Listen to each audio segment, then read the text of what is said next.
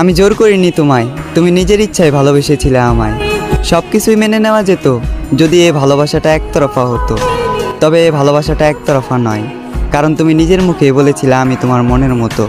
তোমায় পেয়ে ভুলে গিয়েছিলাম, এমনে দুঃখ ছিল যত। থাকতে পারবো না জেনেও তুমি চলে গেলে, কষ্ট পাবো জেনেও তুমি মন ভাঙলে। শরীরে দিলে বিচ্ছেদের ডাক, হৃদয় করলে ক্ষত।